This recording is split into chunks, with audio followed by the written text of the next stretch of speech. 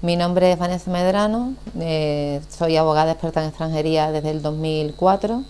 En este momento trabajo en Cáritas Diocesana de Sevilla, en un proyecto con personas migrantes, donde abordamos solicitantes de asilo y de protección internacional y también otro tipo de migración económica.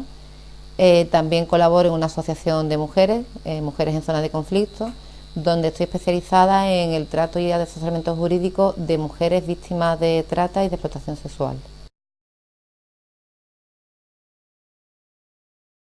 El solicitante de asilo o víctima de inmigración forzada no es el perfil que a lo mejor la gente conoce como inmigrante. ¿Eso que implica? Que a nuestro servicio no pueden llegar de forma voluntaria, de forma espontánea, porque desde que se formaliza su solicitud de asilo, entran en un circuito de entidades que van ejecutando un programa que promociona el Ministerio de Trabajo y Seguridad Social y el Ministerio de Asuntos Exteriores.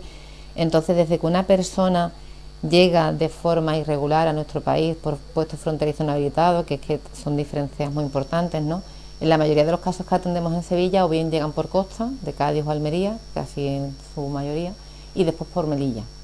Una vez que ellos llegan a España y son internados en el CETIS, estamos en Ceuta y Melilla, en otros CIE, entran en un circuito administrativo, le llamamos nosotros, donde se les va reubicando según haya plaza el propio ministerio. Entonces nosotros somos un recurso de acogida temporal que no estamos dentro de las entidades autorizadas por el ministerio, pero sí que facilitamos acogida a esos solicitantes de asilo en tanto llega el recurso oficial, digamos. Por lo cual a nuestra entidad nunca va a llegar una persona que llame a nuestra puerta, siendo solicitante de asilo. Otro tipo de migración que atendemos sí, pero el solicitante de asilo siempre llega derivado por otra entidad promocionada por el propio ministerio, y van que nos llega esa persona. Nosotros siempre hemos defendido, que es una cosa que me parece muy importante y que a veces se olvida, un apoyo integral al solicitante de asilo, ¿no?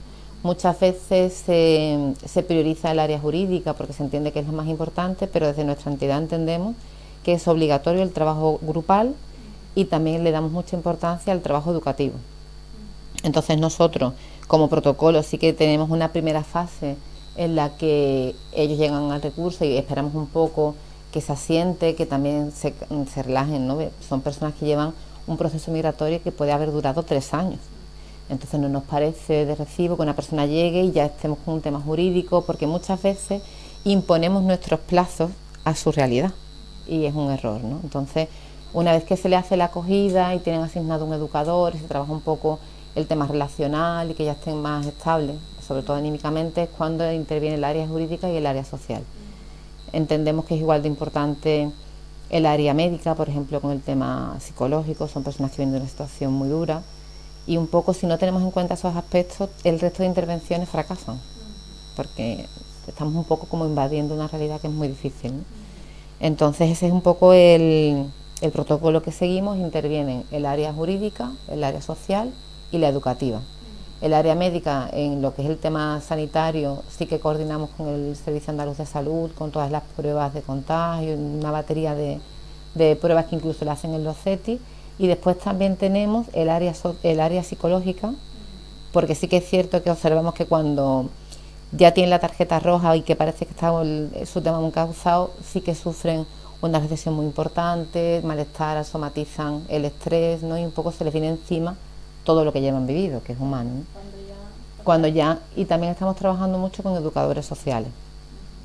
La formación en habilidades sociales, por ejemplo, en el tema de los pisos, hacemos como unos ensayos de lo que sería acoplarse a esa sociedad receptora, ¿no? Un poco en costumbre, en pautas de entrevistas de trabajo, habilidades sociales, comunicación, el tema no verbal, que es que la cultura muchas veces nos juega malas pasadas, ¿no? Entonces, todas esas áreas trabajamos de forma grupal y de forma muy coordinada, ¿no? Incluso, por ejemplo, yo como abogada siempre intento que esté el educador que tienen estas personas como referencia. Nosotros dividimos a los asistentes en pisos, cada piso tiene asignado un educador. Yo intento que cuando hago intervenciones jurídicas esté su educador conmigo, porque ellos lo conocen en otros aspectos, ¿no? Yo siempre digo que cuando uno se sienta delante de un abogado tiene un rol y cuando está con su educador, que lo ve 24 horas al día, tiene otro.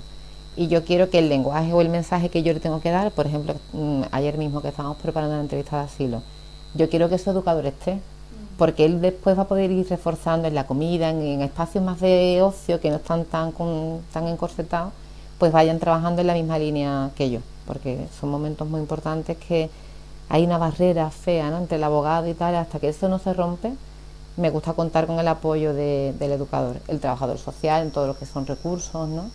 Y siempre como equipo. No nos gusta trabajar de forma estanca.